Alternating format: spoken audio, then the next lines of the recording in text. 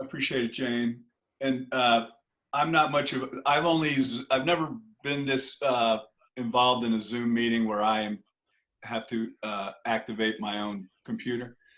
So I will screw up often. So that's advance warning. Give me dispensation for that on this holy day. And Joni, you're going to have to allow me to get access, right? Do you have to? Okay. So thanks, Jane. I appreciate the introduction. As Jane mentioned, I'm a painter and I restore paintings for a living. But in addition to that, as you're going to see, I restore objects of art. It's funny how you kind of get into one thing and then another opportunity presents itself, and you know, you kind of go with it, or you learn how to do that thing. So I end up restoring a lot of things other than just painting at this point. The quick story on that is in my late 40s, I'm 61, and in my late 40s, I was trying to make a pretty significant life change where I could get more involved in art or the arts in some fashion. In addition to being a painter, as some of you who are painters, I'm sure there's painters that I'm looking at right now. I don't know how you cut a living out of selling paintings. I mean, it's nice to sell paintings, don't get me wrong, but I don't know how you make a living out of it. So I needed to figure out a way to kind of do that and other things and make a living. And my friend David Terry, who was really more of an acquaintance at the time, had been restoring paintings his whole life. And so I kind of approached him about asking him whether he would be interested in teaching me. And I think it was a request he got fairly often. So we went to lunch a couple times and chewed it over. And then he said, okay, I'll tell you what, I'm doing a project in Somerset, Ohio, in the Holy Trinity Church, where they just spent $1 million painting the interior of this church. Literally, that's what it costs to paint the inside of a church, by the way. If you're on church boards, it's really $1 million thing. But for some reason, when they did this project, it's a Dominican church, and there were 16 medallions of Dominican saints on the wall of this church. I'm going to say they were about 8 feet in diameter, maybe.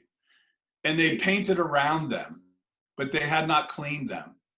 So Dave was assigned with the job of cleaning these paintings that were on the wall of this church. And he said, if you want to come and help me with this, and you still want to do it after we get done, then maybe we can work something out.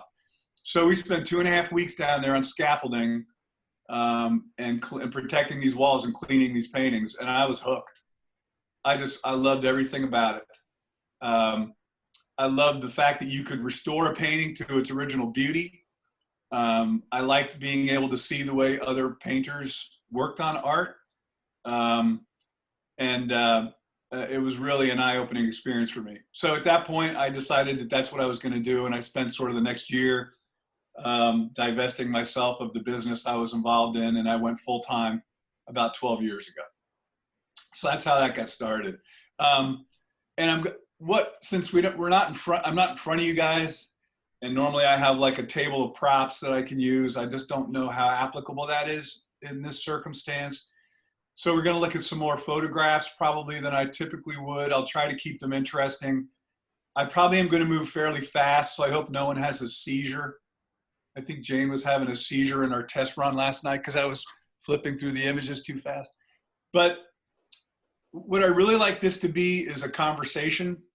And anybody that has a question, just stop me right then and there, interject. Those always lead to more interesting conversations. So please don't hesitate to chime in or ask any questions you might have. Or if you prefer to text me the question, I can read it and we can talk about it. I guess I'm going to ask Joni, what's that? Can I interrupt real quickly? Some of you have not muted yourselves. So if you could please mute yourself, and then when you want to ask a question, unmute. They need to know how to unmute themselves or mute themselves. You can hit the space bar, or you can click on the little microphone. Because what happens is whenever you make any kind of sound, it interrupts the video and your face shows up if I'm doing the speaker view. Why don't you just tell the people who are not muted that they're not muted so that they know that they need to do it? I muted everyone, I believe. Okay. Okay, Joni, can you give me access to my, You have it already. I have it. Remind me where that is. Oh, down at the bottom? Share Green screen? screen share. All right. Let's see here. We've had to have several dry runs with Fred as he's new to Zoom. All right, let's see here. Okay. Okay, We're seeing it. you're seeing it? So this is a pretty sizable painting by Alice Shilley. And it's dirty. And if you look at this section right here where it's fairly bright, that's a portion of the painting that's been cleaned, so I can kind of get a sense of what's going to clean up that painting. The other things on this painting, there's a tear here and some lost paint, but more than anything, it's really dirty, which is pretty clear by that section right there. So I'm going to move through these images because there's something I want to show you about this painting. And it's something that you really can't anticipate when you first start cleaning a painting or looking at a painting, or even in the business of being an art restorer, quoting a painting or quoting what it's going to take to restore, repair. So I'm just going to kind of move through. This is a close-up of that clean section. So you can see this line right here indicates the dirty side. This is a cleaned portion. There's a lot of dramatic change that this painting is going to allow. So I'm going to kind of blow through these quickly. If I'm going too fast, unmute and tell me. But I'm getting to a point here. So this, by the way, I take a lot of pictures of the work that I'm doing on these restoration projects as I go through, because I want the customer to be able to see what I'm working on.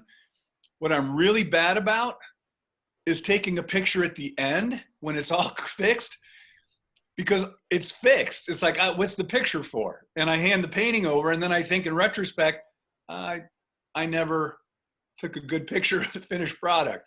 So forgive me in advance for maybe not having as many good pictures at the end.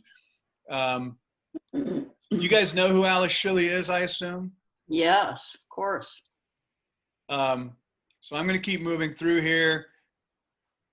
Who is the owner of the painting? This might have been for the Kenny Gallery. I believe this was for the Kenny Gallery at that time. So now we've got a portion here. This whole portion has been cleaned. You can really see the dramatic difference. The cat's clean, her right side, your left. But what revealed itself as I got farther into the painting, and this happens, is that when a painting is dirty like this, sometimes people will not really clean it. They'll try to touch up over dirty paint, and they'll touch up with paint. So once I got to her face and her hands, I realized that somebody had painted on the painting. So what you're looking at right there, these really uncomfortable portions here and on the nose and on the forehead, that's actually paint. So somewhere in the life of this painting, somebody chose to do that to make it look better rather than having it cleaned. So now my job was to remove paint from paint, which is pretty difficult to do. It takes a long time. It takes a scalpel. It probably took me 2 days to clean her face and hands, which are probably no bigger than a dinner plate, maybe, all told. All of this is paint. So the only reason I was able to remove it at all is because when oil paint gets old, the linseed oil in it actually starts to harden, and the painting becomes what they call color fast. And at that point, it's harder to damage the paint with chemicals. However, it's easy to damage that paint with a scalpel. So this required scalpel, solvents, a lot of loosening of material, and little bits of removal. Whoops. What kind of solvents? What kind of solvents, Fred? You know, I use the equivalents on this piece right here. I probably had to use something called methyl ethyl ketone, which is a very toxic, nasty chemical, because I had to dissolve a paint layer.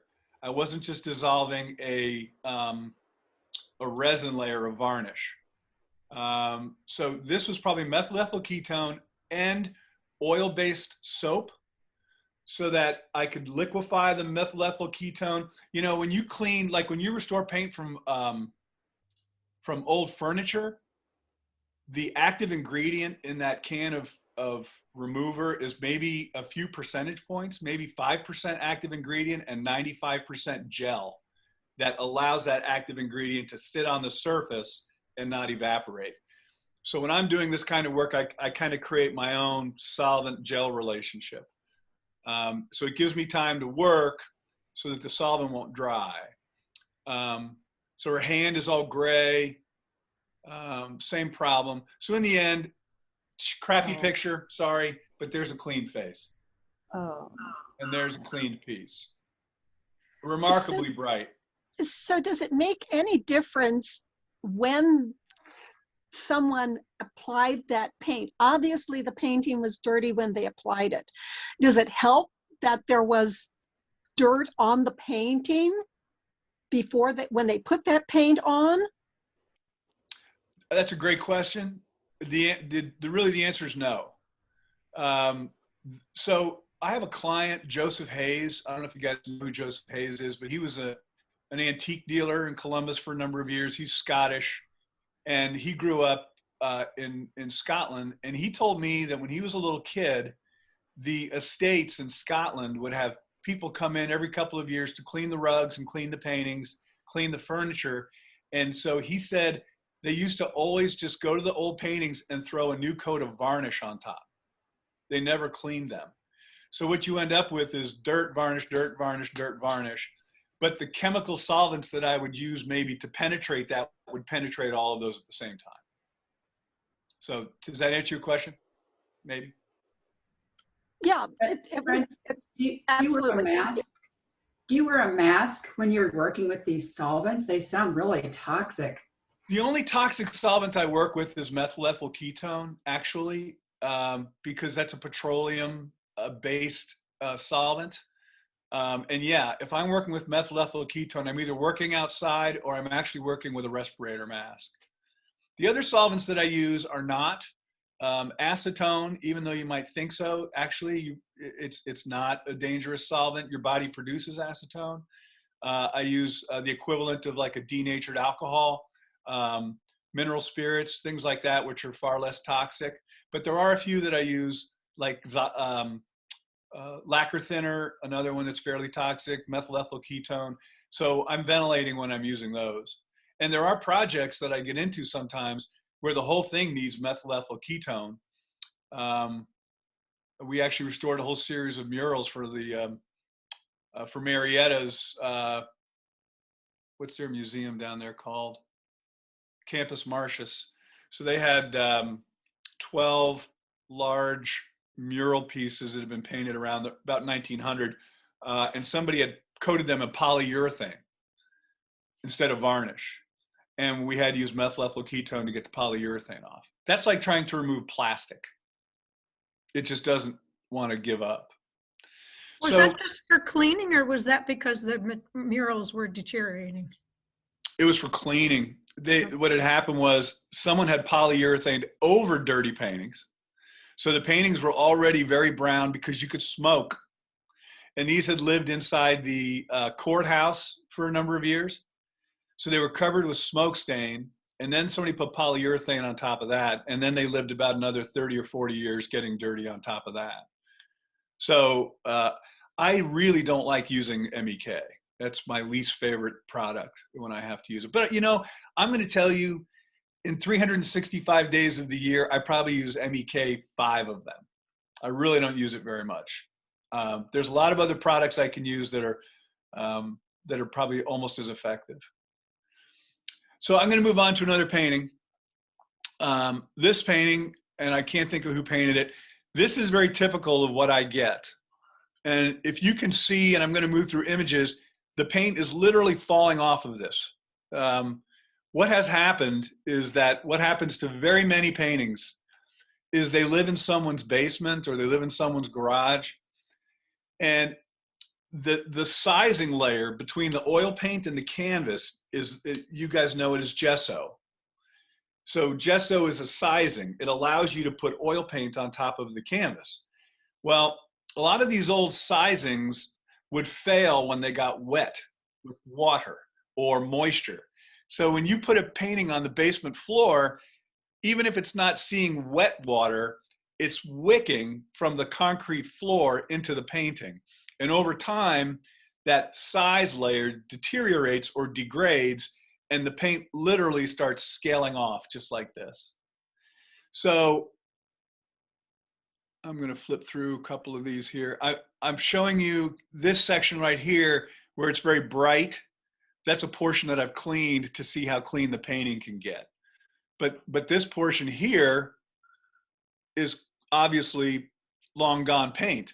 And if I were to take my hand and rub it along this painting, I'd remove significant portions of the painting.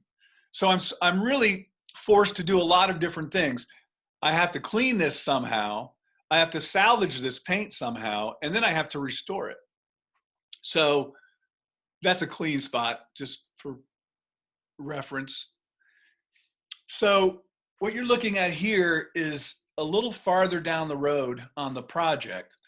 What I have to do to secure that paint is I literally have to melt wax, a type of wax that I make, onto those areas of lost paint, melt the wax into the paint surface so it gets underneath those paint flakes, re-adheres them to the size underneath, and then when all that is finished and I've secured and salvaged all that paint, then I have to fill all of those vacancies with an acrylic modeling compound. Because if I just put paint on the old holes that were in that paint, it's going to look terrible. You're going to see all those fractured areas. It's kind of like if you have a car wreck and your bumper gets dented, you don't paint the problem away. You have to fix the bumper, make it perfect with Bondo and seamless, then you can paint.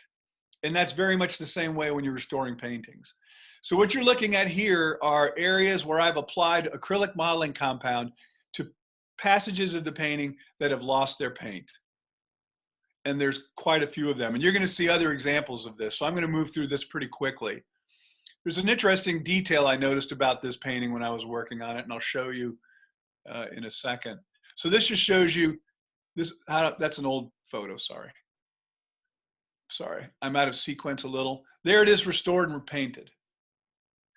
And if I go to this shot, I believe there's a self-portrait in here. I believe that's a self-portrait. How old is this painting? Probably about 1890, something like that. So Fred, could you have any guess of how many hours you spent on that? And then would you be willing to say what you charged the people?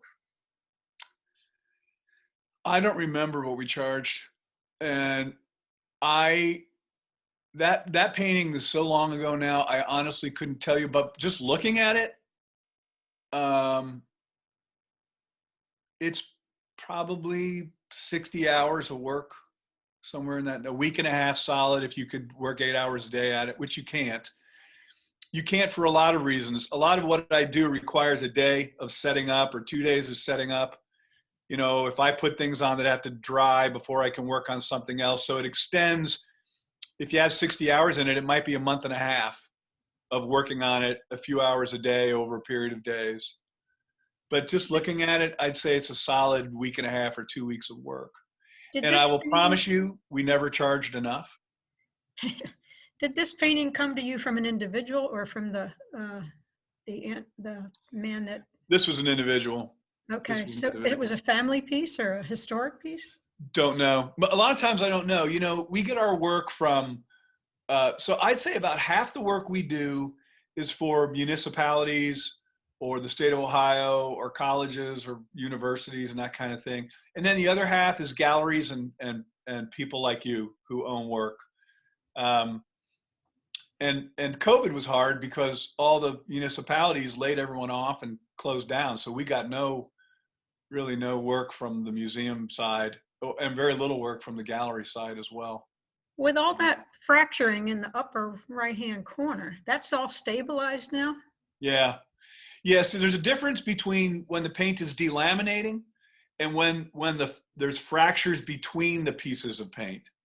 Because paintings are on fabric, and when that fabric swells and contracts, you get repetition cracks, much like you do in your house. So if you have a brick house or a masonry house, you have cracks when it's warm and then they close up in the winter.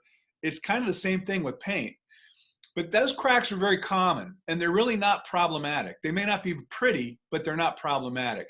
That's a different problem than the delamination issue. And if you look at this painting a minute ago, I think we saw a lot more down here than up here, because this is really where the water probably was having a greater impact. Mm-hmm. So that's that one. This is an interesting one, and I'm starting with it because I don't have a good picture at the beginning. Sorry. This is, I think, a 4x6 foot painting. Belongs to a client in St. Louis, who's actually, I'll tell you who he is because he's sort of a known quantity. His name is John Horseman. And John and Susan Horseman have had 4 exhibitions at the Columbus Museum of Art. John and Susan Horseman are collectors, and they create a collection over a period of years that focuses on something. And this particular collection was regionalism. And then they exhibited that collection of paintings at the Columbus Museum of Art. So that's when I actually met John Horseman, and I've done a lot of work for John over the years. This is a beautiful painting by Carl Gertner, who was a Cleveland, Ohio artist. And it came to me almost in pieces. And I'm going to show you something. This is way down the road. I've already relined it. I've restored a good deal of it. So I don't have a good starting picture. That's why I'm showing you this kind of toward the end picture. Sorry. But I want to show you this series of photographs because we use a black light to identify areas where there's been previous restoration. So when I got it, the back looked like that. And what you're looking at is something called BEVA, B-E-V-A. It's an archival adhesive, and it's used as a mending tool that can be removed. But whoever did this didn't use it appropriately. So I had to remove all of this BEVA in the restoration of this painting. This is a close-up. And in this case, I couldn't get the BEVA to come off with heat, so I literally had to shave it with a razor blade. But it was the entire back of a 4x6 foot painting. And there's little remnants here that you can see. That's more BEVA that I couldn't really get off at first. There it is, all cleaned up. Now the back of this painting is sort of clear of any materials that would not allow me to reline this painting. And I'm getting ahead of myself about what relining is. So let me jump to the next picture. Maybe it'll make more sense. No, it's not. So relining is when I lay a canvas on top of a second canvas. The reason you do that generally is because the painting is in such damage that you basically are keeping it from the trash pile. So you reline it. That's always my last resort. I prefer to patch and what we call strip line a painting instead of relining. Let me back up for 1 second. When paintings fail with age, they usually fail right at the fold, right here. So that degrades and that tears. And what happens is the painting is no longer able to wrap itself around the stretcher. So when that happens, how do I fix that painting?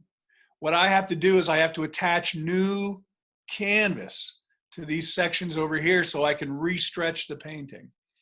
There are occasions when that's not enough. and I physically need to lay the whole painting down on a new canvas, and that's called relining. When I just do the edges, it's called strip lining. So I'm going to flip ahead for a second and talk about this painting a little bit. This black thing you're looking at is a black light, and I'm projecting ultraviolet light down, or black light down onto the painting. And do you see that weird blue purple? That is fluorescing because that's an area of prior restoration that someone else has done.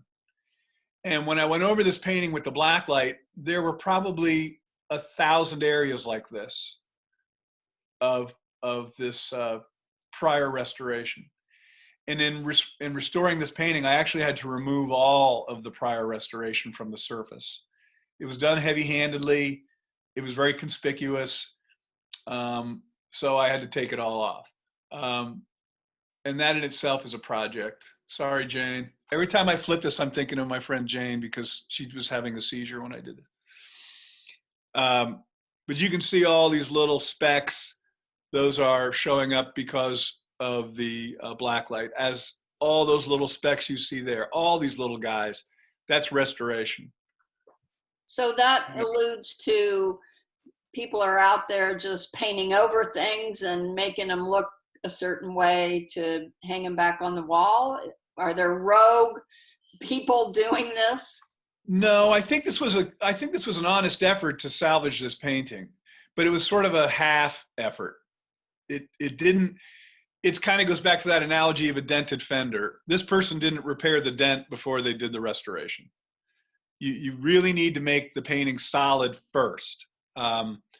Restoration, if I was to quantify the time I spend restoring, I probably spend less than 5% of my time with a paintbrush. It's 95% everything else. And I know that's a loose number, but I really don't paint much when I'm doing restoration. So I'm going to move through these. I don't know. I can't see your faces. You could be hating this. Maybe you're drinking green beer. I don't know. It's fascinating, Fred. Just keep going. Okay, thanks. So again, these little blue spots, isn't that interesting? Isn't that so interesting though, how these show up under that ultraviolet light? I find it remarkable that works. This is an exquisite painting, by the way, and Carl Gärtner was kind of a rock star painter, fairly underappreciated, I think. But this is one of his better works. So we're moving out of here. Now that's typical, right? So now what you're looking at here is a very, very close-up section of the painting, and I have now relined the painting. So what you're actually seeing down here is the new canvas that's underneath this area that has to be repaired. That painting is now laid down. If you can see the bright white edge around there, that is in fact what this painting is going to be adhered to. And here is my buddy Dave Terry's arm holding it down. We're prepping the painting for the relining. And now it's been relined, and I'm filling those areas of loss, and I'm putting more paint on this painting than I've ever put on any painting that I've ever restored. This thing needed a tremendous amount of work. What are you filling the holes with? Acrylic modeling compound. Okay. That's actually what it's called. It's an amazing product, and it's made by a variety of companies. I use the Liquitex version because it's the most water soluble, so it cleans, the edges clean off very easily. It's still difficult to remove what I'm doing, but it's easier than some of the other products get too firm. And it stays fairly flexible, and it holds the hole very well. I thought you were using something like an encaustic wax or Damar resin product. So I did jump ahead of myself. So when I was back on that floral painting and I was securing those areas of loss, I have a much better example of that we'll get to in a bit.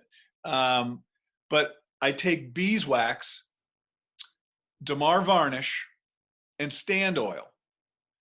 And I melt those three things together like in a crock pot essentially. And then when they're liquefied, I pour them into ice trays. And I end up with these little cubes. I might have one, hang on.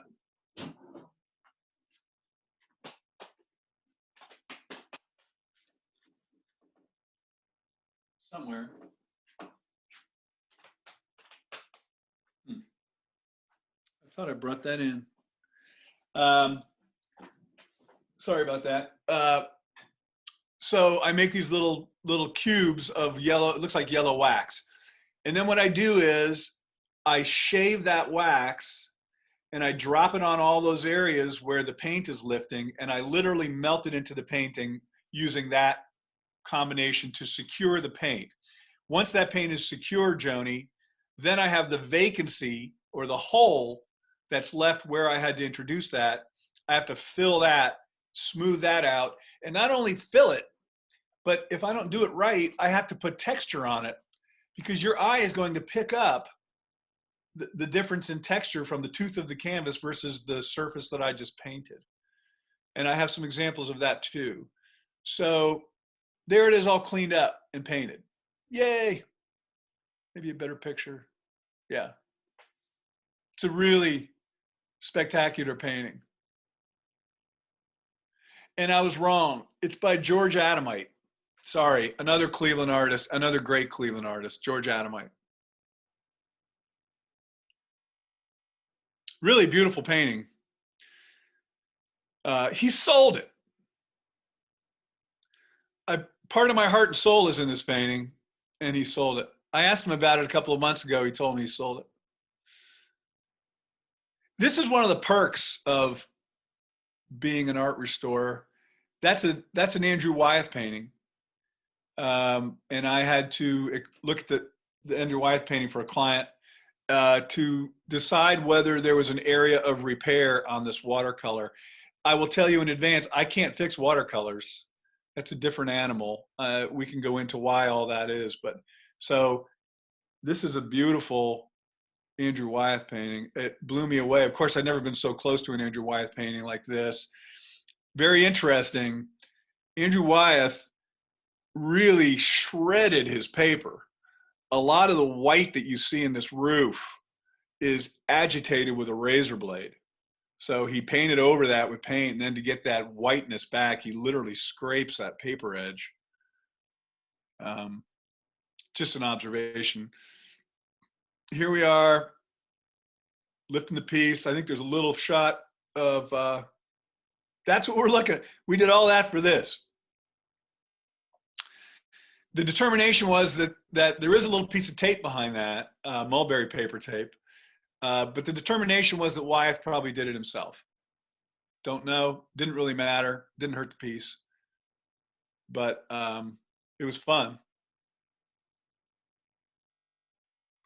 This is somebody's grandmother's painting or something. Excuse me, Fred, can you Yeah. explain what you mean by the tape being the culprit? I'm not sure. I didn't see what was wrong with it to start with. What did you do to it?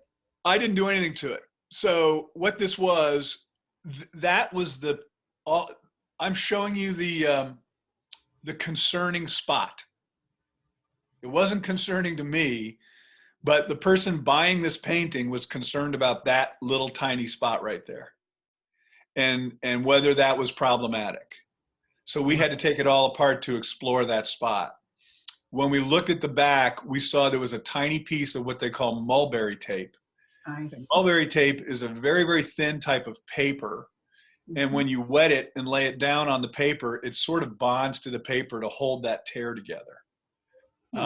So that had happened sometime in the history of the painting. I did nothing else but look at it. I didn't do any restoration to it.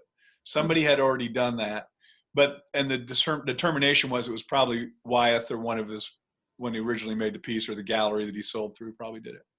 Okay, thank you. Yeah. This is, I'm just showing you because there are big loss areas in this painting of these cats. Here's a big one, here's a big one. And I'm relining this painting, or I'm strip lining this painting. I'm adding that border. Do you see that bright white border around here? That's me. I've added that because this painting has rotted off of its stretcher bars. So I'm adding new canvas to the edges so I can re-stretch it on the old stretcher bars. But there's tons of old loss. And one of the short tricks to my business is, if there's big passages like this, I'll actually lay canvas in those holes, new canvas, so that I don't have to build all that up with modeling compound, try and make it look like canvas. If it's big enough to hold a piece of canvas, I'll cut it and put it in there. That's the back of the piece. That's strip lining. So you can see from the back what I have done to add the canvas to the perimeter to give me the ability to now restretch that around that old stretcher frame. Oh, or a new stretcher frame. Looks like I had to buy a new stretcher frame. I can see it there. And that just shows you how, there it is adhered. Whoops. And this is what I'm talking about. So this pass right here, that's me introducing a piece of canvas that's of almost identical thickness to the canvas that I'm restoring. So now my restoration requires a lot less of that modeling compound. May seem unimportant to you, but it has a lot to do with me. See the tooth in that? And how the tooth kind of mimics the tooth of the painting? That's a big part of what I do. Whoops. More areas. So we're done with that painting. Moving on to another one. I have a You said- question. I have a Yeah, question. go ahead. Yeah. Yeah, when you put that extra piece of canvas in, is it put in from the back or right in from the front? From the front. But So- how do you get that so exact to fit the hole? I must take a long time to get that so to fit the edges. Well, it's not as perfect as you would think. If you can see, I'm short of the edges here. There's a little I bit of can't- bright oh. there. You can see where I that can't, the okay. strip lining underneath is showing through a little. And those are the areas that I need to bridge with modeling compound. I see, okay. When I So restore that- this, I'm going to clean that up. Yeah, okay, thanks. It's a good question. It's a great I've question. Fred, if you didn't already have it attached to it, you lined it on the back, right? The whole painting? I know I only strip lined this one. So I had to patch the back of those with additional canvas. Because I've seen patches where they patch from the back. Is that correct? And then That's correct. And I'll show you that. So essentially, when you patch a painting, it's exactly like putting a strip line on a painting. I'm putting canvas on the back over that hole so I can fix it from the front. So I put canvas behind those areas, and then I drop new canvas in on top. Does that make sense? Okay. Thanks. Yeah. This is an enormous Emerson Burkhart painting. This is a painting that Emerson Burkhart did of his neighbor in 1946. And this painting is 6 feet tall, 4 feet wide. This also had belonged to John Horseman. And I'm showing you this painting less because of its Burkhart. I'm assuming you guys know who Emerson Burkhart is or was. He was a Columbus, Ohio artist, very prolific, a real character, very successful in his life as a painter. And there's a very famous painting in the Columbus Museum of Art of another Columbus artist named Roman Johnson. And the Burkhart painting of Roman Johnson is a really interesting painting. And Burkhart at that time was building out his paint almost three-dimensionally by putting paint on paint on paint to add a lot of drama to certain parts of his painting. So I'm really showing you this for another reason, though. I'm cleaning it. It's a beautiful painting. I mean, look at that work. It's sort of sad, too. You know, this is obviously a man of little means who knows he's going to be the subject of a portrait, so he puts his best clothes on, and they're still patched. Anyway, I'm going to get to a point here. That's a funny picture, but that's most of the painting. That's a better shot of the painting in its entirety. But the reason I'm showing you this is because Emerson Burkhart would actually put a paint stroke on the back side of the canvas for every day he worked on the painting. Didn't always do that, but in his more elongated or extended painting sessions, that's what he did. And this painting has, there it is. There, I'm going to show you the back.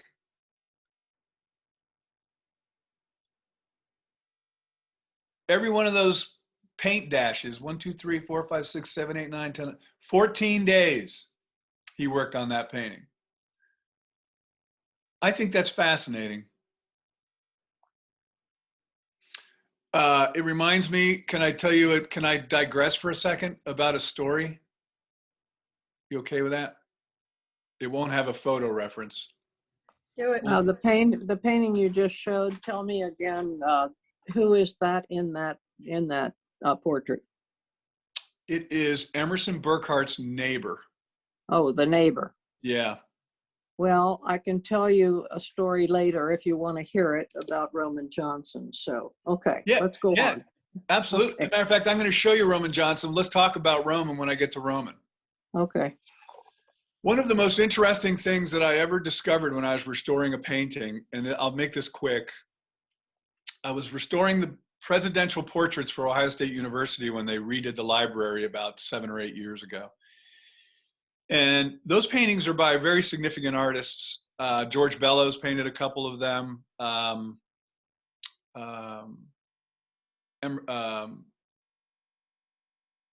What's his name? Dickinson. Well, Dickinson. I'm blanking. But the Emerson Burkhart painting, or the George Bellows painting, was of William Oxley Thompson, the namesake of the library.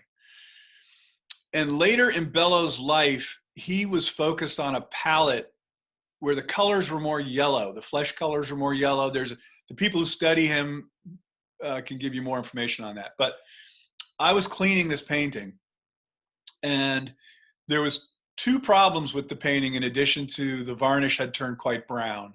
One was there was a little chip in the lip, a piece of paint gone about the size of a Tic Tac.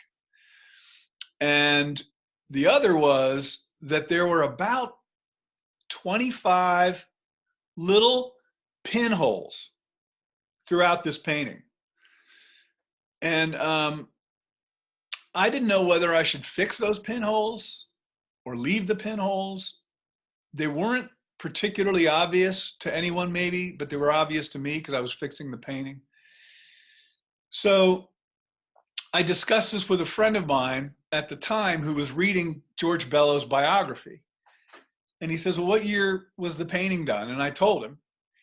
And he said that was the first couple of years that he started focusing on what's called the perfect ratio, or the golden triangle, which is this theory that there's a rectangular relationship between height and width that is somehow ideal for us and how we see things. And there are artists who can manipulate that rectangle using triangulation to bring you into the painting. And in fact, what had happened was, once I looped these holes, I could see his paint going into those little tiny, almost microscopic holes. He had actually put thumbtacks in the painting and ran thread through the thumbtacks to make sure he was honoring this theory. So I did not fix them because they're relevant. I did fix the mouth, or the lip, which was scary, but it worked. So that, I digress, but that's my story. This is a painting by Charles Groupie, who is a pretty famous early 20th century American artist. This is actually in Holland, but it's another example of a painting that's just been trashed with paint loss. You know, I mean, all of this crazy stuff. How do I clean this painting without removing all those paint flakes? I have to secure those paint flakes back into this painting. If I use my wax, which I'm going to do, it's very hard for me to get the dirt out that's underneath where I just put wax. So my preference is to clean this before I wax it, which is really painful because I have to try and clean between these tiny little flakes and not remove paint. So this is just another example of the challenge. There it is filled. Here, you know, this is more of the same. This is a big part of what I do. Now all that fill has been removed at the edges, and the only thing that's left is the fill is sitting down in those cavities, and the surface looks good. So now I can paint those vacancies. And the way I know that the surface looks right is I'll take that painting and I'll hold it in my hands and I'll put it against the glare of a window or a spotlight, and I'll look at what we call the raking light. I'm not looking at the surface anymore. I'm looking at how light is bouncing off that surface. And if I can't see my repairs, then I know I can paint them. Do you follow all that? Okay. There it is painted. So Fred, do you have difficulty when you're repairing a section, with paint, of knowing what to paint or how to paint it? Because you're guessing what would have been there. Oh, I have a great example of that. It's very soon. Color matching is really what, at this stage of the painting, that's what I end up doing, is color matching. Now, sometimes painters will paint with more viscosity, so I have to bring some of that quality to the paint where it's got body. Sometimes it's very flat. One thing that I do, though, before I paint is I varnish the painting. So this gets a separation layer between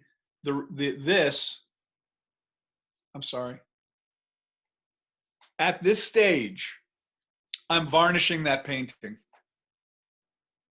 Now my paint is on top of that varnish. My paint can be removed very easily, as can the varnish I put on, and as can this acrylic modeling compound if someone really wanted to go that deep. Fred, can you tell us the difference between shellac and varnish and what that does for the paintings? That's a great question. So shellac is denatured alcohol with actually crushed beetle parts. It is a very old, time-tested product. That's literally all that's in it: denatured alcohol and essentially this particular beetle. And it's a great separation product. And it's been used historically in paintings for a very long time, generally to prepare the surface. It doesn't make a great varnish. So it can be used as a varnish, but I choose not to use it as a varnish because there are other varnishes that are far more pure and that don't have as much of a yellowing quality as shellac might have. And in today's world of products, there are now archival varnishes like Gamvar and Old Holland, and those can now be removed using mineral spirits instead of solvents. So the whole world is moving toward that much more archival product. But shellac can substitute as a varnish, but it isn't really intended to be a varnish. Does that answer your question? Yes, I use it with encaustics as a surface on top because it's a more natural material. Yeah. But for paintings, for oil paintings, I use a varnish, but I didn't know if they were interchangeable or not. I would say not, but they're close. Historically, varnishes were like Damar varnish, which is a crystal of resin. Most varnishes historically were tree resin, and those resins have a tendency to brown or yellow with age. So the more modern varnishes, which are actually petroleum-based, don't have that quality. But to be frank, they're probably more toxic if you want to have a conversation about toxicities than the old-fashioned shellacs and Damar. Like Damar is just a crystal that's floated in essentially what is like a denatured alcohol. It evaporates, the resin dries, and that's how the varnish is applied. Damar actually can be reconstituted with more Damar. Old Damar will become active if you put new Damar on top of it. Okay. Thank you. We're moving on. Okay. That's my friend Chris Schramer, who no longer lives here, in front of a mural that no longer stands, which is criminal. This is at State Auto. I don't know, do you guys maybe remember this mural? This was this 120-foot long mural dedicated to Amina Robinson. It was put on by Columbus College of Art and Design in conjunction with the Columbus Museum and State Auto. And State Auto last year decided to raise this building and and destroyed this mural in the process. It's their prerogative. It's their building. But this is Chris Schramer, was a professor at CCAD who now lives in Cortona, Italy, running the University of Georgia Student Abroad program.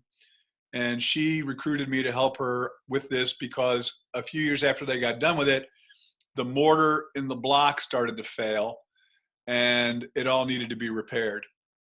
So I spent a whole summer at night repairing this with Chris.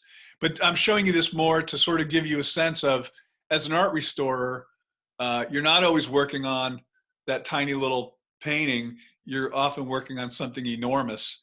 And this presents, I mean, a ton of like learning curve stuff. For example, how do you varnish a painting that's 120 feet long and 23 feet tall? How does one varnish that? 6 times.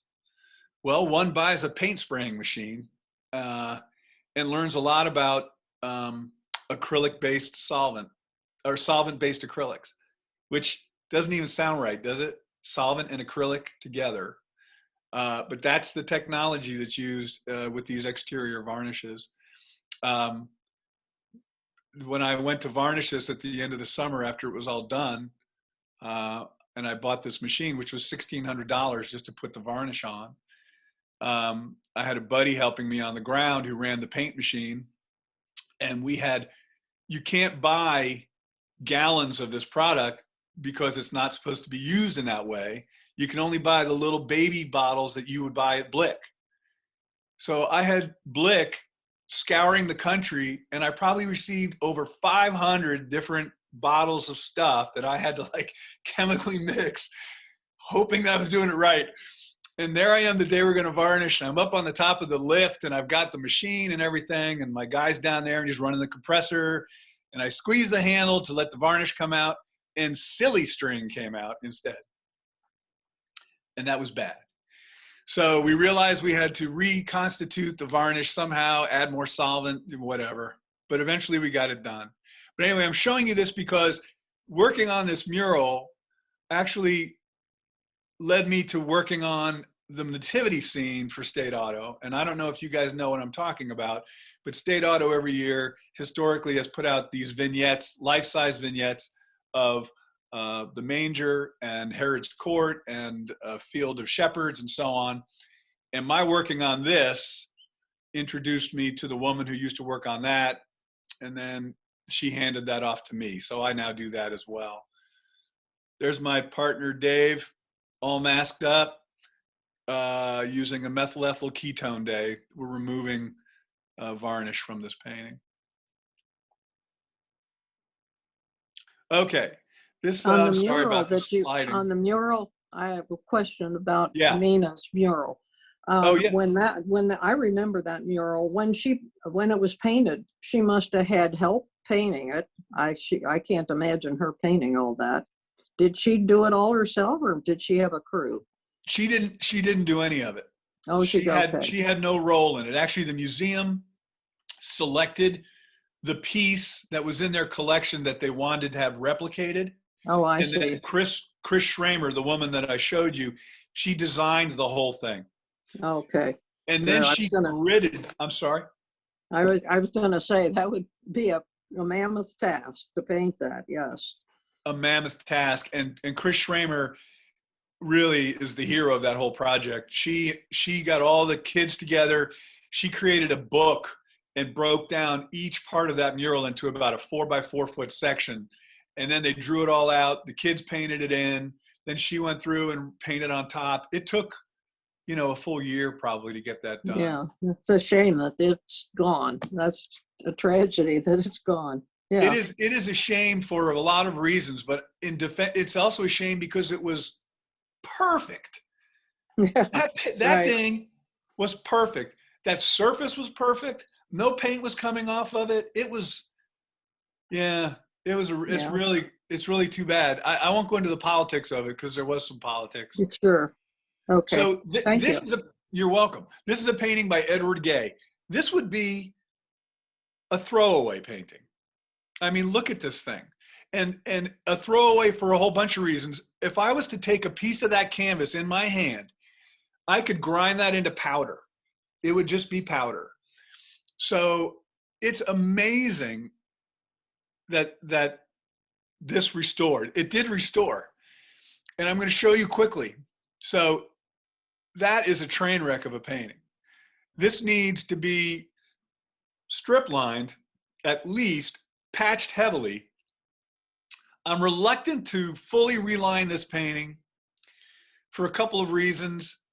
One, I'm fearful of introducing too much adhesive to the back of this painting. I'm afraid, given how fragile the canvas is, that it might push the paint off, which can happen. So I'm just showing you sort of my before shots. This is patched and stripped. So this big giant thing here is a patch. This is a patch. These are strips, and there's 2 more strips to come. And I end up closing all those wounds, and it looks like this, which is a miracle, actually. These areas have been closed, but they haven't been healed, and the painting has not been cleaned yet. So here it is, strip lined.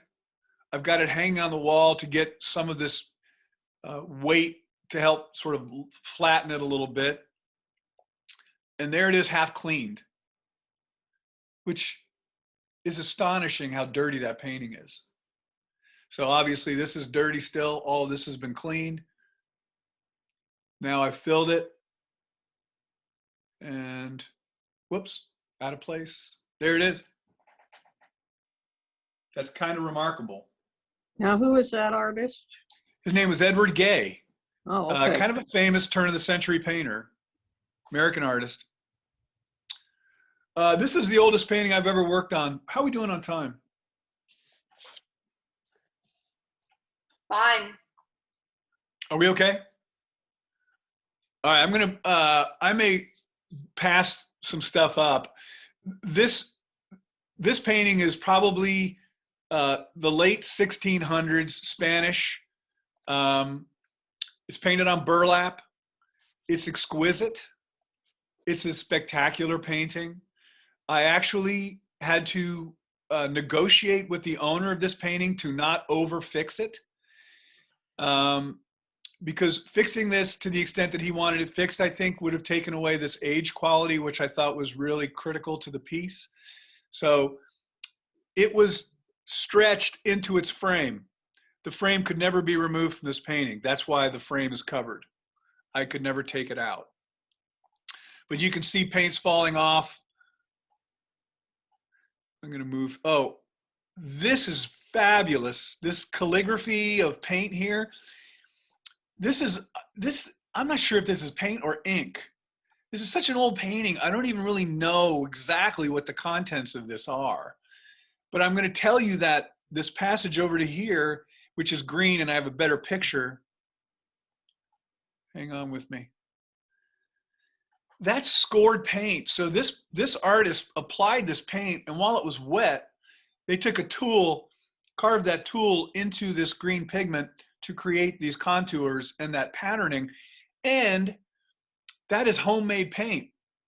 I could see the green particulates, whether it was malachite or whatever they used, ground up. I mean, I could actually see the bits of stone in the pigment. That's how old this painting is. So after negotiating on what we were going to fix and what we weren't going to fix, so I'm saddled with, let's see, is her neck. So look at her neck. This was an area of contention. He wanted it fixed more than I wanted to fix it. I did fix it. I also fixed the earring. You can see I've put my compound in where I'm going to be doing repairs, and I've left other parts not to be repaired. Here it is, kind of clean and prepped, ready for me to paint. And there it is painted. So once it was painted, I didn't want to get rid of all this stuff. I didn't want to over finish. This was tricky because these little dots of paint that the artist had put on were not all the same size or clarity or positioning. So, you know, part of my job is just to make it look like I was never there. better example probably. Beautiful painting. You know, I work on a lot of paintings. This is a painting I wanted to own. So there it was before, and there it was finished. Really spectacular. This is, well, we'll pass on this. Do you guys know who that is? Is it Elijah Pierce? Yeah, it's Elijah Pierce. This was purchased at an auction in New York about 6 or 7 years ago. It had actually belonged to the actor who played the cola nut guy. If you remember the 7-Up commercials, there was a guy that talked about the cola nut in a big, deep voice. Anyway, this belonged to him, and it came to auction in great disrepair. So it found its way to us. They wanted it to be prepared for a museum. So we cleaned it, reattached the pieces, and then had this giant MDF box constructed, professionally painted, and a plastic cover insert that goes over the top of the whole thing. Did you work from a photograph to know where the pieces went, or was it obvious where they went? It was only obvious where they went because the Elmer's glue that had held them was still there. That's the only way we knew. And I'm going to argue that some of them were just glued on willy-nilly after the piece. I don't know that they were all in that arrangement originally. I don't think they were. But that's all we could go on. It actually wasn't very hard. They kind of fit. They kind of fit right back in there.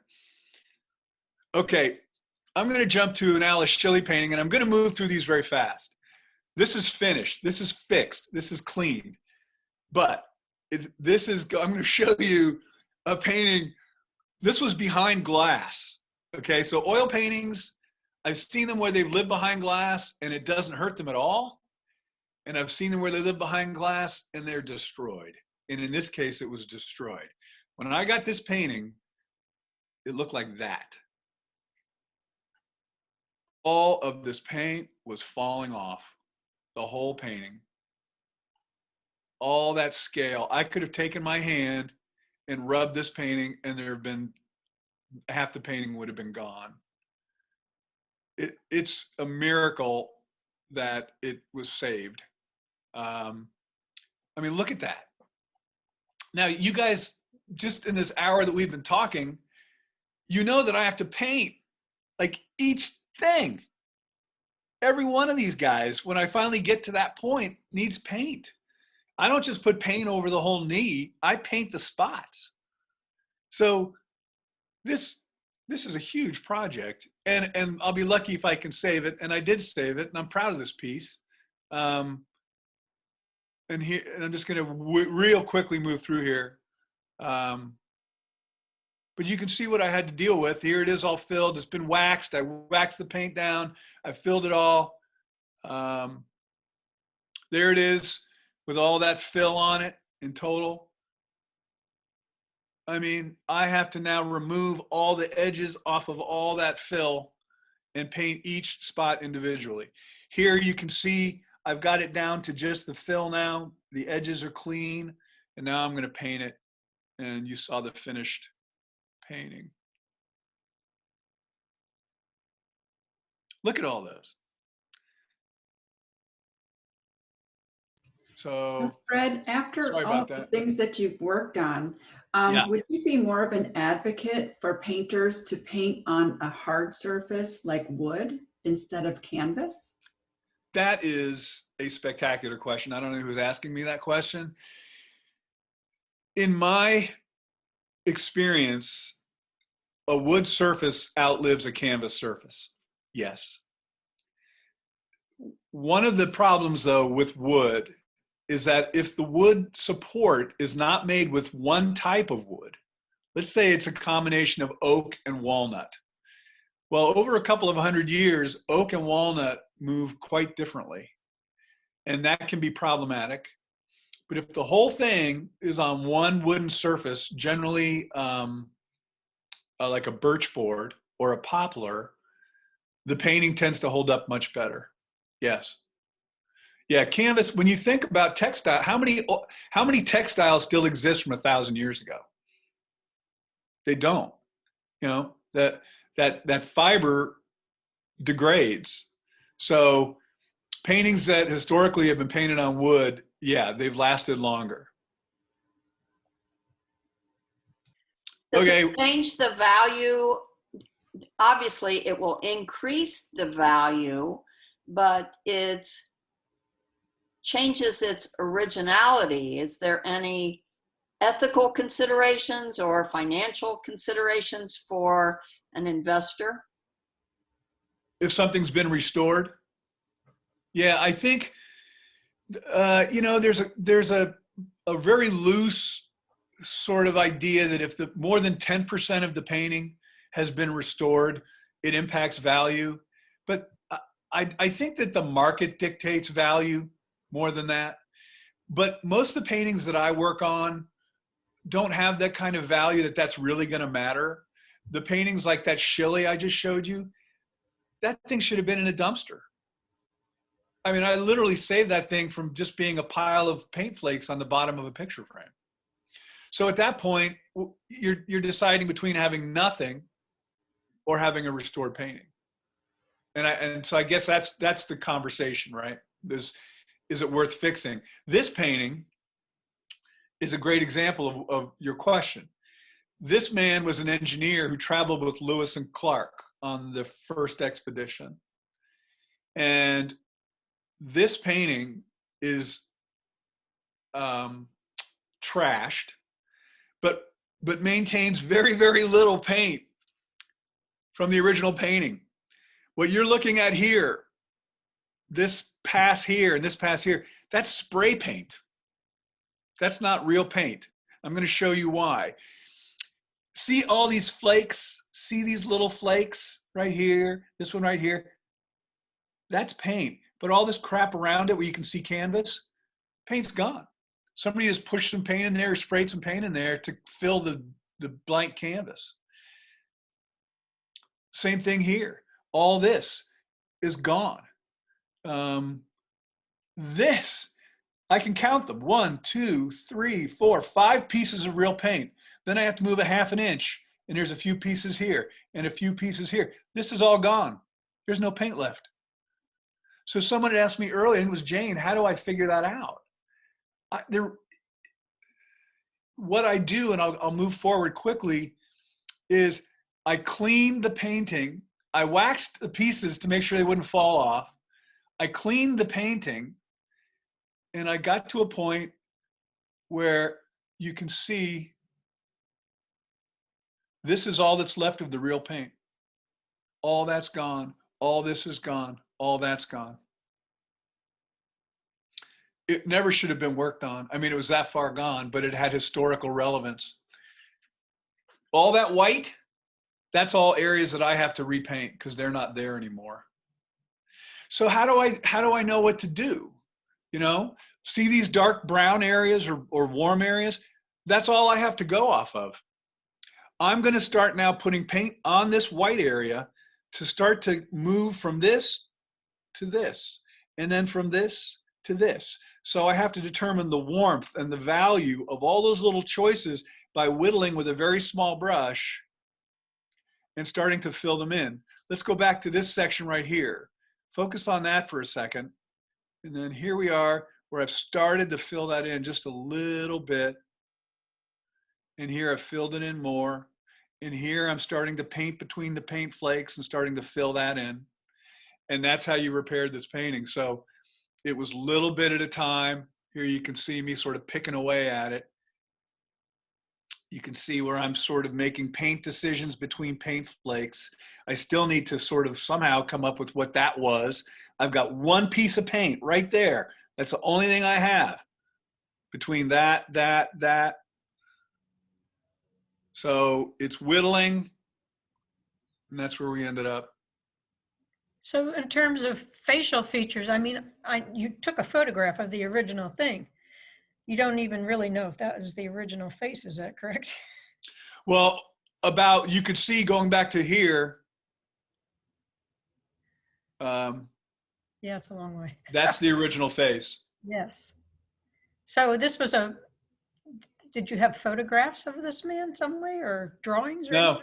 No, but you know, once I clean that up, you know, and if you could mask out all that white, you can see enough of the face kind of coming through what's left. Oh, that's amazing what you did.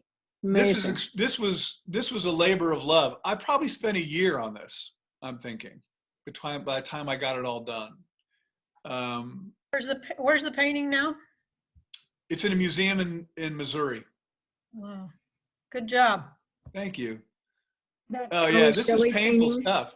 What's that? that Alice Shelley painting, or a painting where you've got more to go on? Didn't have nearly this kind of loss.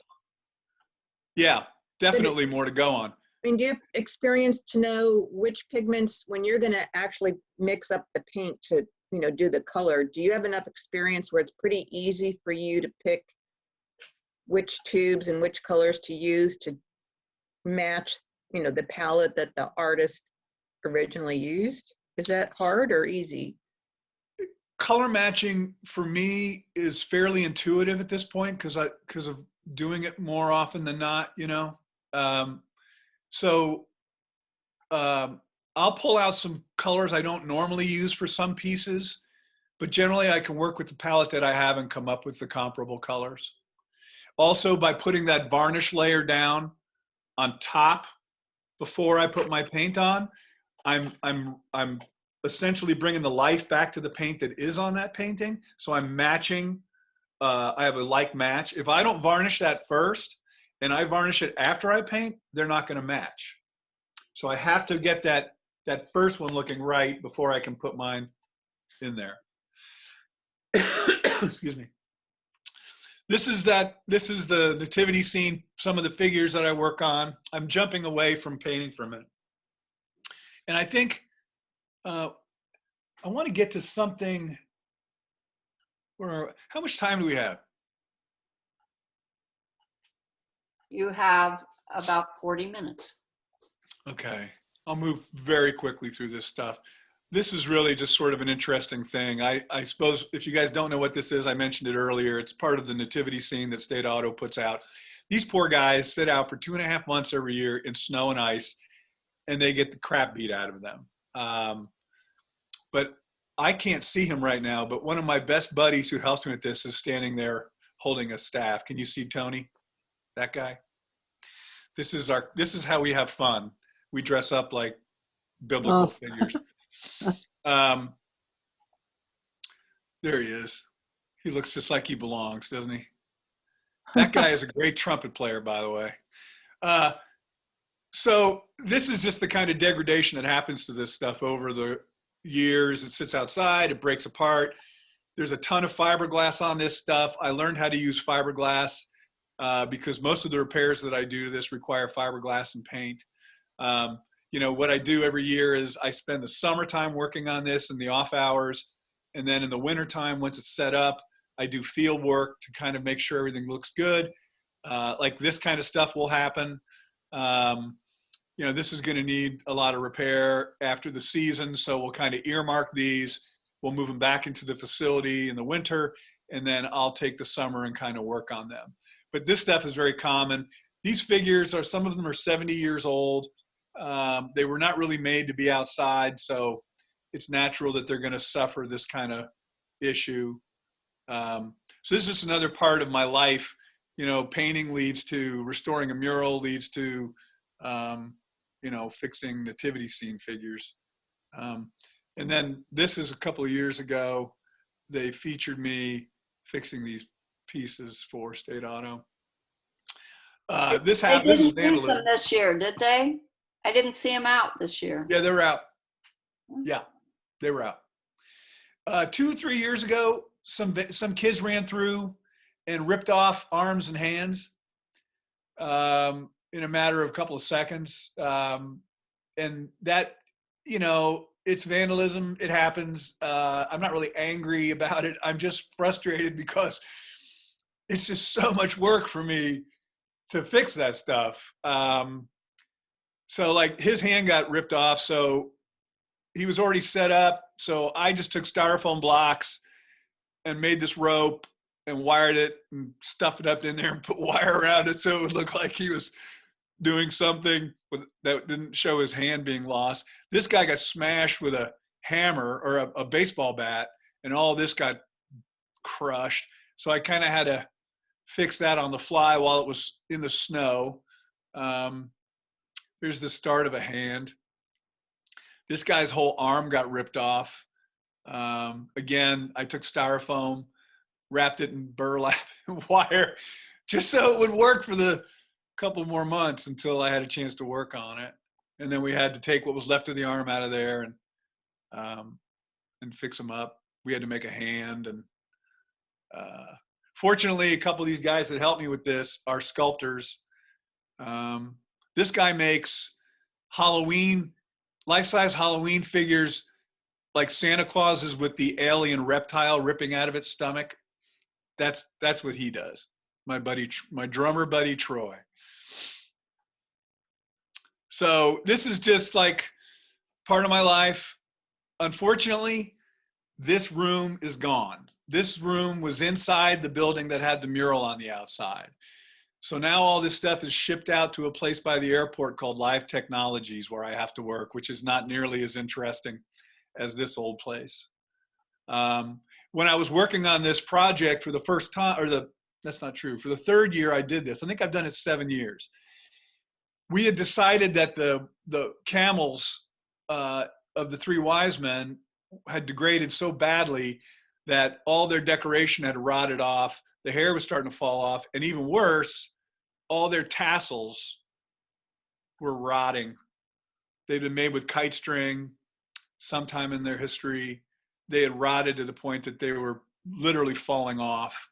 So in addition to this particular year, we focused a lot on the three wise men and the three camels and tried to restore them. We had to add hair. Hair is hemp, unraveled, hot glued, and then covered in fiberglass and then painted. This is an example of one of them. I had to strip off all that old rotted fabric. The tassels were gone. Here's me at Joann Fabrics. I hate Joann Fabrics. Just so everyone, in case there's any question, I don't mind going into Joann Fabrics. It's like I get a headache when I walk into Joann Fabrics. There's some it's like when I used to walk into Schottenstein's, I get a headache. Okay, here's the tassels. You can see they're really terrible. So how does one fix this? There's no handbook. Camel tassels. So I had to figure out how to fix this stuff. Where do I remove the bad part? What do I leave? And then how do I integrate what I'm doing into that? So the decision was I was going to leave all these points of departure here, remove all these rotted tassels, and figure out a way to link this old part to the new tassels. So it started by learning how to make tassels.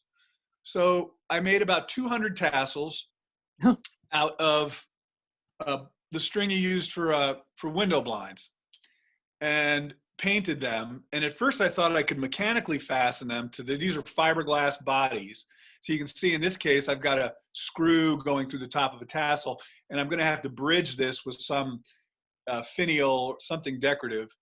That really was too cumbersome, and I didn't want to penetrate 180 times, so instead we figured out a way to use an adhesive and then encapsulate the top of the tassel to make it look like it never happened. There's a couple of repaired ones. There they are, repaired. And you would think that would be an easy thing to figure out. It was a nightmare thing to figure out. And I'm going to tell you, one of the biggest problems I had was figuring out how to do this. Where am I going to get a piece of plastic that is flexible enough that I can kind of pry it open, cut it, snap it back around that tassel cap, and then have it take fiberglass as a material and adhere that in place and then paint it and all that stuff. I actually probably spent 3 weeks looking at polypropylene tubing before I finally found these pieces at the Aquarium Adventure Store in Dublin, and they were perfect. So now you know when you look at these camels that this fancy gold is actually aquarium adventure tubing from an aquarium. But anyway, this is sort of what I do when I fix paintings, when I fix camels, when I fix whatever. It's not about paintbrush as much as it's about like engineering repairs.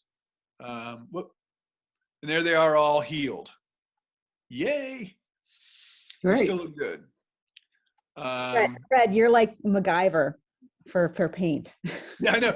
Well, duct tape is involved. I will tell you. There's Tony pretending to be biblical again. Yeah, in the field, I'm going to move through this one.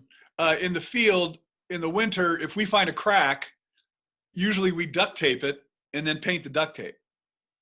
And then in the spring, we tear the duct tape off and fix it the right way. But yeah, duct tape is magical in the outside. So this is another example. I'm working on this painting for a church, and then they have this crucifix had fallen. The arm had snapped.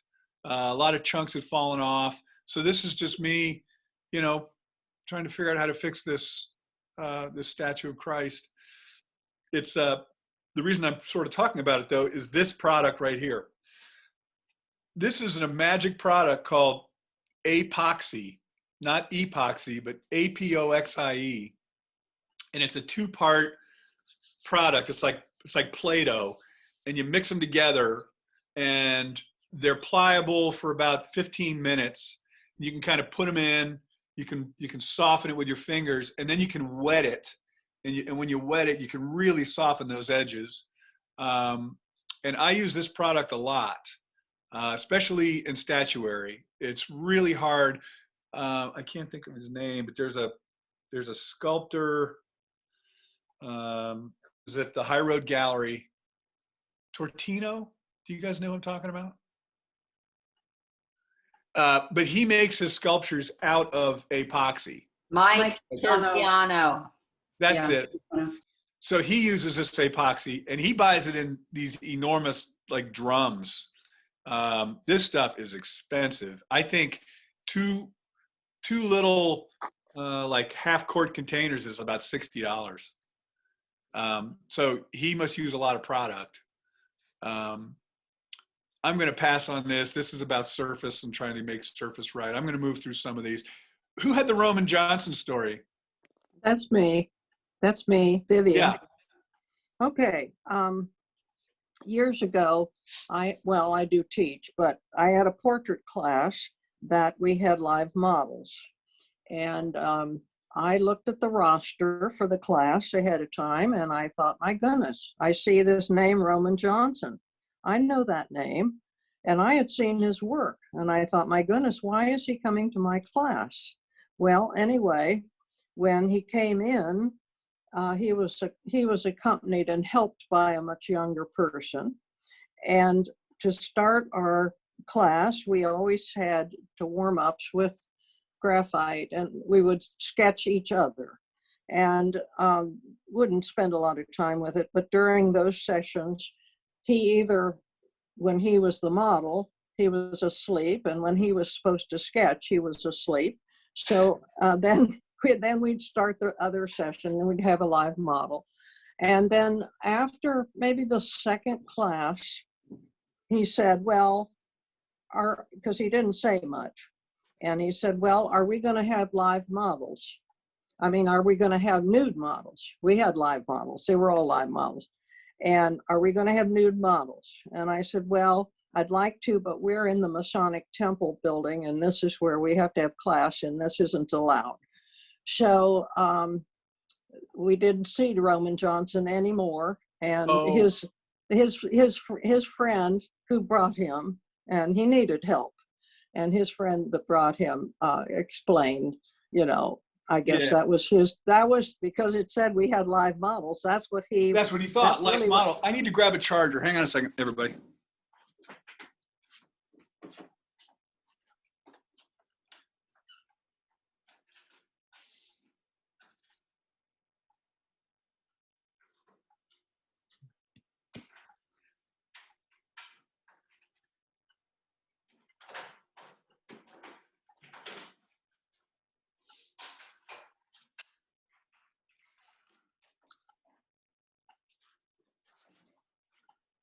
Hang on, guys. Talk amongst yourselves. Come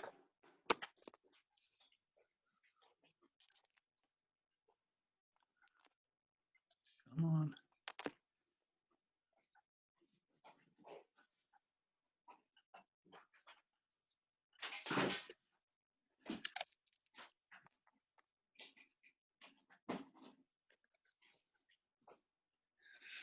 I'm back.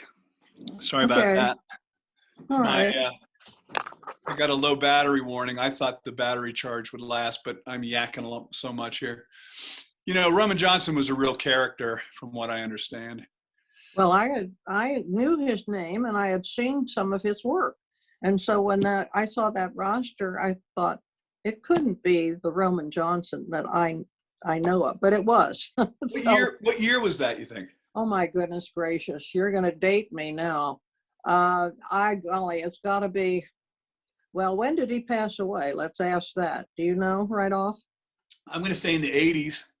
Well, it's obviously before that. I'm going to guess it was, I'm trying to think when I taught there, because that place has been all remodeled and, you know, it belongs to a church, but it's not the Masonic Temple anymore. Right. Yeah, it's got to be, I would say 77, 78, 79, something like that. Yeah, okay. Yeah, he was a real character, I guess. You know, he painted on both sides of his canvas, and that's what I was going to show you, although I think I'm going to move on to some other stuff. He was a very interesting guy, and I know that he spent a lot of time painting with Emerson Burkhart in his life. Yeah. They were very good friends, I guess. All right, so you guys are going to see something. I have to get off this page. Come on. Here we go. I'm going to filter through these. I have so much to show you guys, but I need to, we're going to run out of time and I want to get to a few other things. So bear with me. I'm going through, there's lots of cool stuff here. These are those giant Emerson Burkhart. This is the famous, come on now. This is the famous mural Music, the one that had been in Central High School. Do you guys know the story? About 25 years ago, maybe, this mural called Music, which had been in Central High School, had been painted over shortly after it was installed. It's Emerson Burkhart's work because it was too risque. These women dancing in spaghetti strap dresses was too much for the time. So it was covered in white paint. And then over the next 50 or 60 years of schools being painted, it got more and more coats of paint on it. But someone championed its restoration about 25 years ago, Linda Dixon, and the city got involved, and they got an institution in Cleveland to get involved and lay all these portions of essentially painted white sections of canvas onto these beautiful aluminum supports. And then they sent them back to the school, what's the school? Fort Hayes. And then Fort Hayes removed a lot of that white paint over the years to reveal the original painting. And then it was installed in the convention center, or the Hyatt Regency, actually. And now it was moved from the Hyatt Regency to the convention center 2 years ago. And when they took it down, Dave and I we had 10 days between when it came down and when it was going to go up. So the next 10 days, we were there all day, long days, fixing these panels.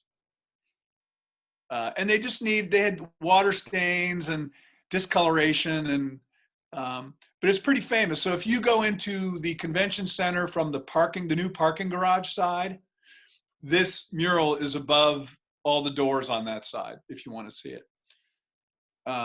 So I am going to move through very quickly. No seizures, look away. They're big, they're heavy, there's a lot of it. There it is getting laid out. We had to lay it out before we could install it. They hired a company to install it. That went sort of okay. I'm moving. All right, I'm jumping off that. Bear with me. I want to get to a different page. Can you restore acrylic paintings as easily as oil? I don't restore many acrylic. I just restored an acrylic painting, actually. Hang on. Might even be right up top here. Yeah, this one. So this is acrylic.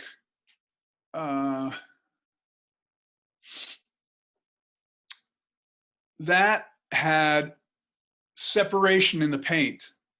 So when this painting was painted, as it dried, there were areas where the acrylic split. So the paint on top of the paint underneath split. The paint underneath was black or dark. And so the splits that happened in this orange or pink field showed up kind of, you know, pretty dramatically. And the person wanted me to get rid of them. I approach it the same as an oil painting, to answer your question. So it didn't have a lot bad, but it had enough problems. Like, she didn't like this area. Here's some paper that got stuck inside the paint at some point when it was being painted. There were areas, hang on here, like this, where it split and I had to fill it. Then I have to paint that. It's kind of tricky, because what would you use to, I mean, how many colors do I need to paint that? And how am I going to make that kind of go away? Here it is partially painted. So what I do is I make paint to do a particular area. So I can maybe find a there, and then I'll make some more paint to get into some of those little bit darker areas like that. This is sort of, you know, I have to kind of whittle my way in here, but I can't paint this unless I fill it and get that cavity to disappear and get that surface correct. And there it is painted. So yeah, I do acrylic paint, yeah. But I'm going to show you, and here to Jane's question earlier, you know, it's like, there's my palette for that painting. That's pretty much what I worked with.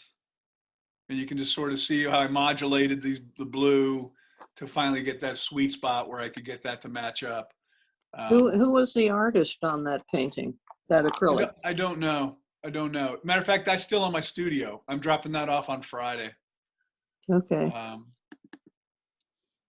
That came from German Village. But I'm going to show you, you know, cleaning things. This is a couple of really quick stories. So the sesquicentennial of Ohio's birth was 4 years ago, 3 years ago, one or the other.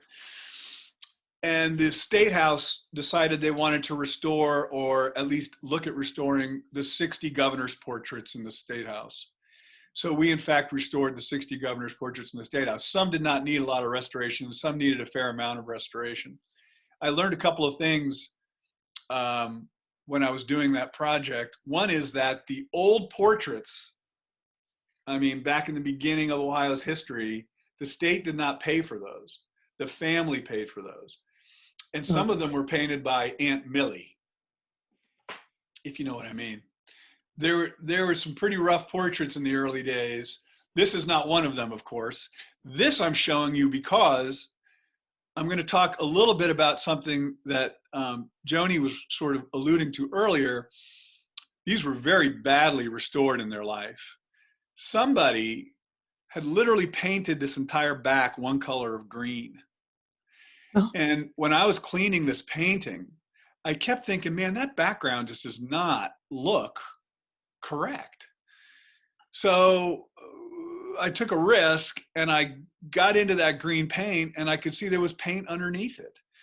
I removed all of it and revealed this entire background that had been painted over entirely. This little window mullion thing right here was gone. And this painting had a crack kind of like right here. And whoever tried to fix it couldn't match it. So in order to match their bad paint, they repainted the whole face. Oh my. So when I got it, that face was like sherbet pink. Oh, Like, man, that just does not look right. So, and this back likewise was this weird olive green color. So once I got him cleaned up, I thought that back is bad. So I ended up taking the backing off, and I worked from this side up around his head, and I'm coming down here. And as I'm working it, suddenly I'm like, what is that? That looks like a quill pen. And then I work down farther, and it's like, there's an inkwell. There's a table. That was all painted over. my goodness. Astonishing. It's unforgivable, and it's astonishing. This just shows another thing that we do. We clean this statue for Mount Carmel. It's a beautiful statue of the Virgin Mary, but there's a learning curve in everything that I do. I had to buy a product for this, which is called Cleanse Tone, and it's out of England, and it's made with something called fluoride salt, Fluoride salt. And so I looked it up, and I kind of learned about fluoride salts, and it's a solvent that you use essentially on non-polished stones. But in the very small print, it says, do not let it get under your fingernails. Well, I didn't read that. So I'm about halfway through my first day on this project, and so is my friend Dave. And we had gloves on early, but it didn't hurt. It got on our skin. We could tell it really wasn't toxic. And we were also constantly pouring water on this to clean all our stuff away. Well, about halfway through the day, my fingertips started to ache like crazy, like someone had smashed them with a hammer. And then I did more research, and I found out that soft tissue, for whatever reason, you cannot introduce it to these salts because it gets in there and it wants to remove your fingernail from the skin. Should have been better protected. It was a lesson.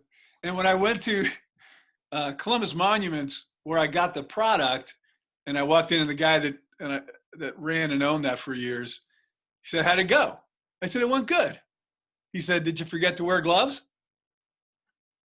I'm like, you didn't tell me to wear gloves. He said, yeah, everybody has to learn on their own.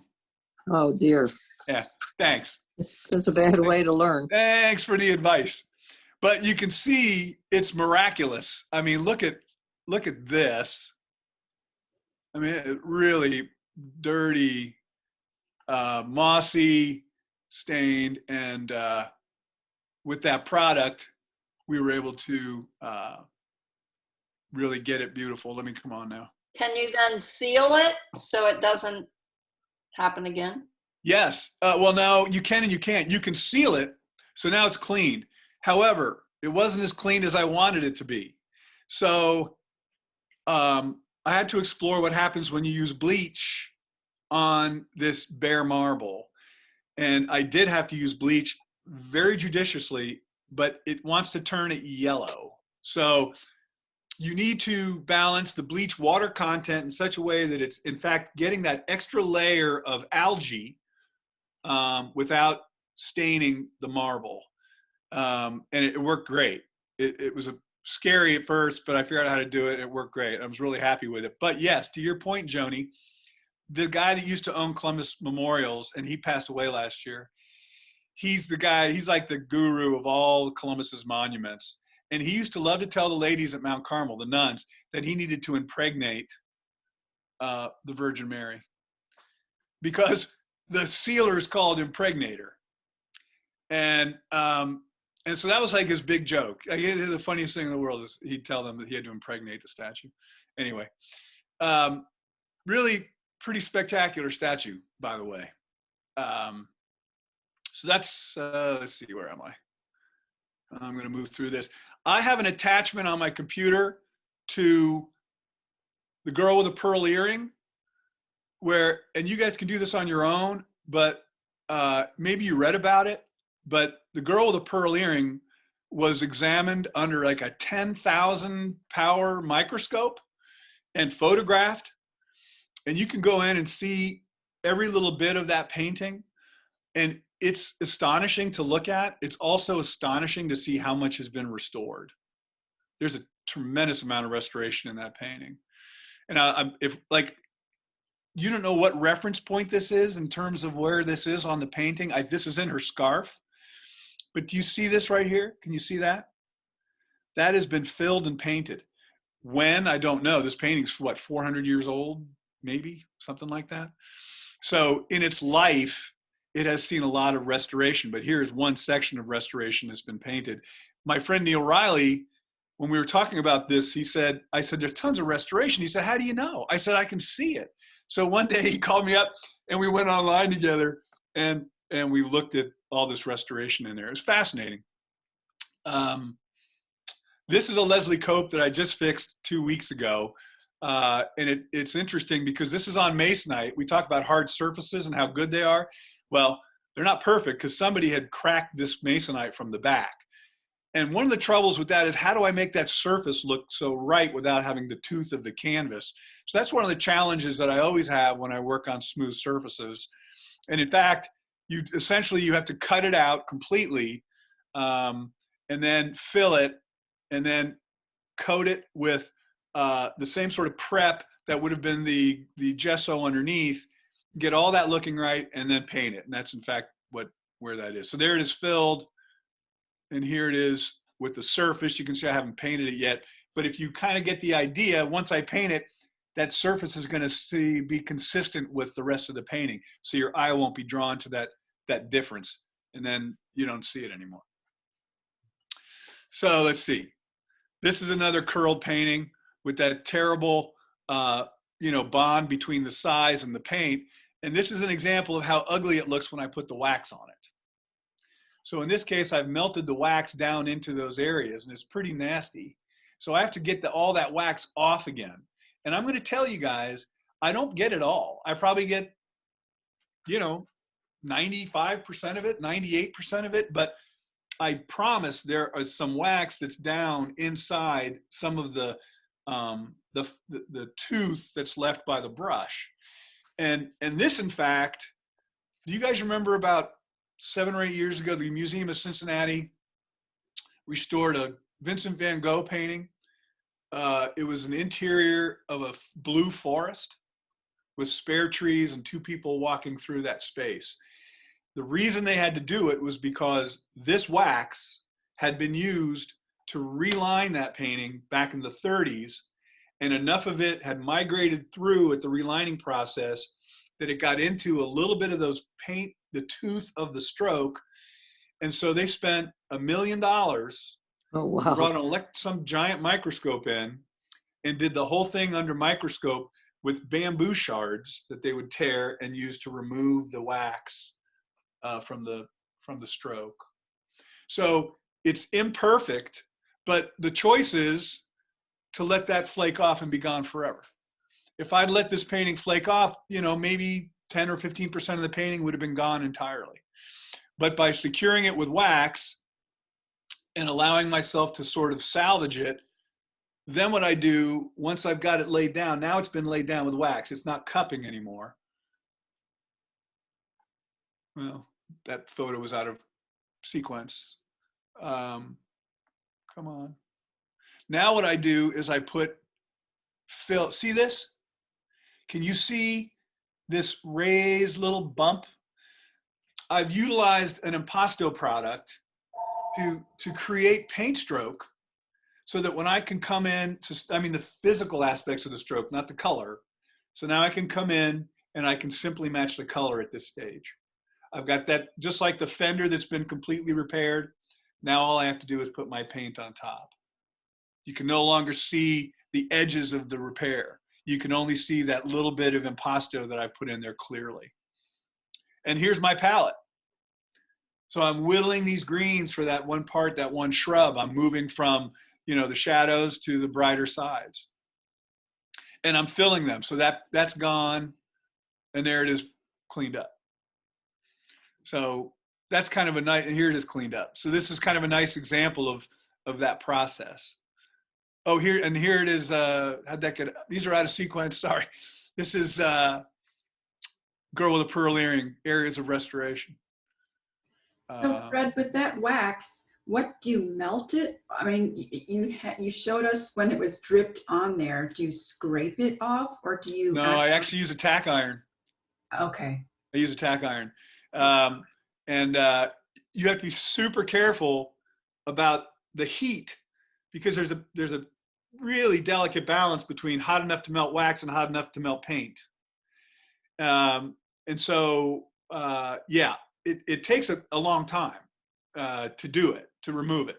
It doesn't take long to put it on, but it takes a long time to get it off. So anyway, I think we saw that. Okay, I'm moving. If I'm giving you, these are moving too fast, look away, look away. Fred, I have a All right. question. Yeah. So if we ever had a hole in our own canvases and we wanted to patch it up, Yeah. you know, my thought would be we cut a piece of canvas, we'd put it on there. How do we adhere it to the back of our piece? Like what would you recommend?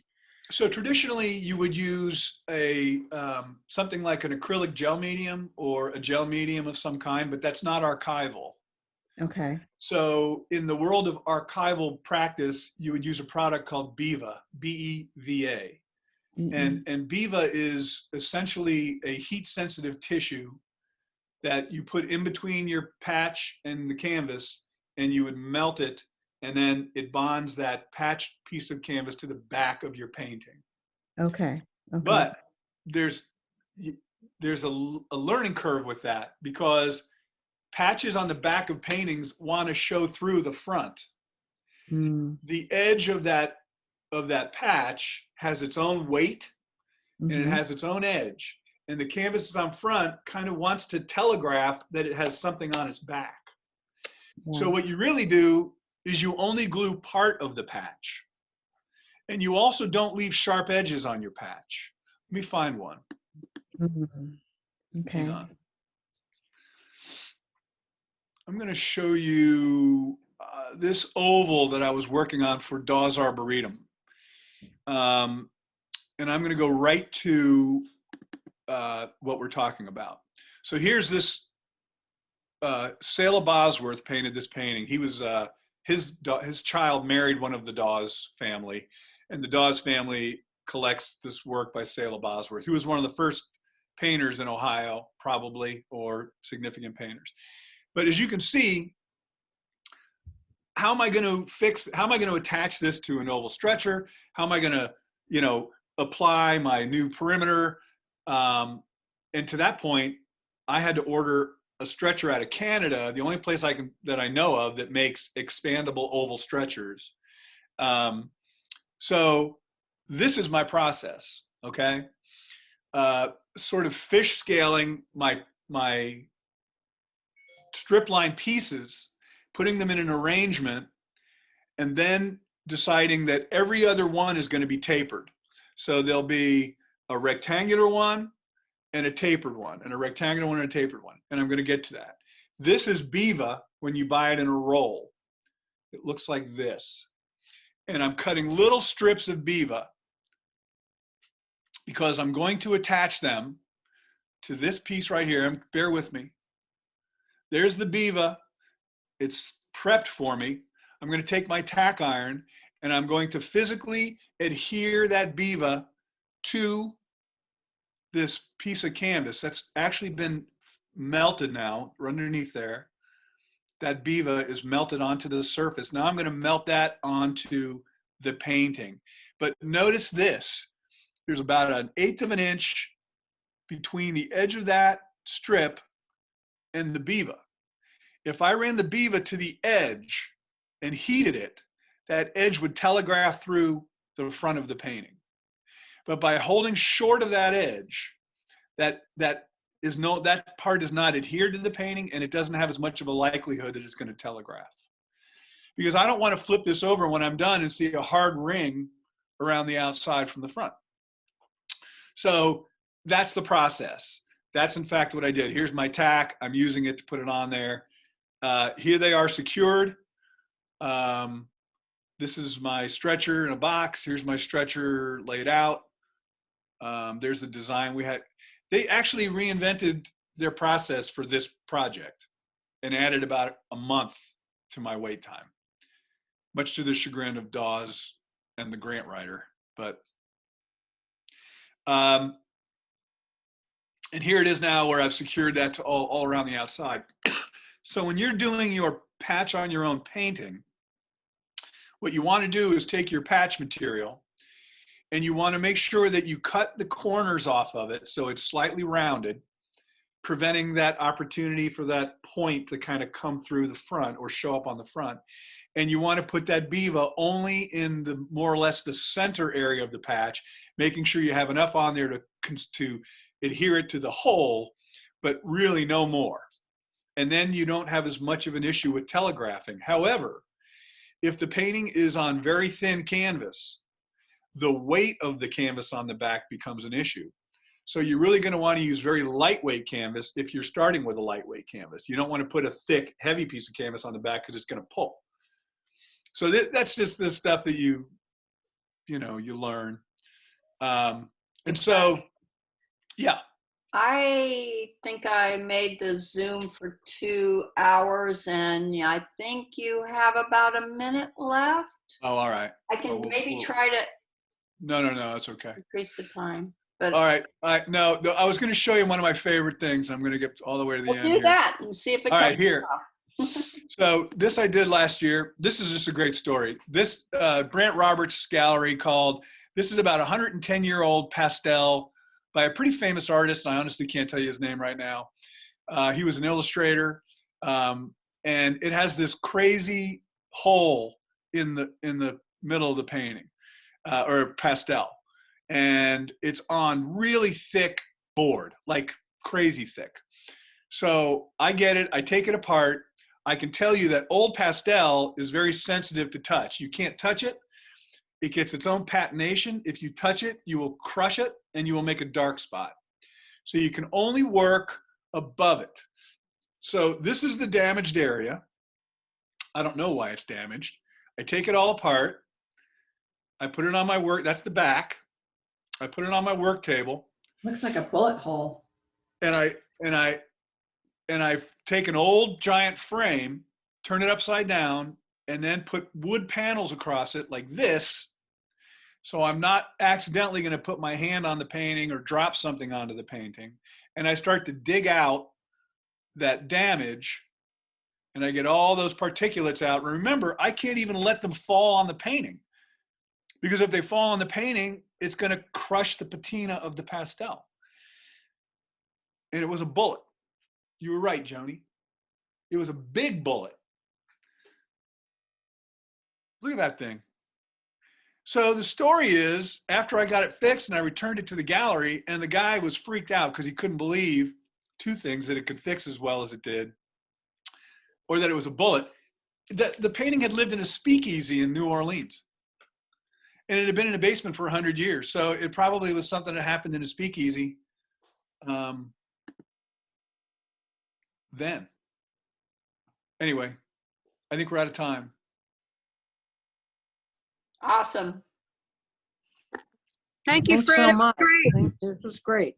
Thank Wonderful. Thank you, Fred. Fantastic. Wonderful. You're welcome. You're welcome. Thank you. All right, Best you one guys. so far. Take care. Happy Thanks. St. Patrick's Day. Drink green beer. Happy St. Patrick's Day.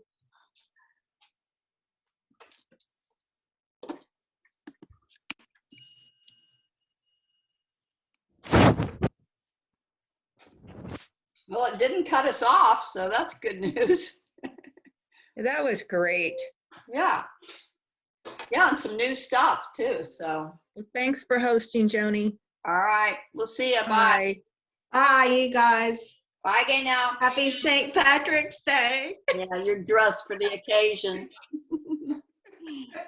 Bye.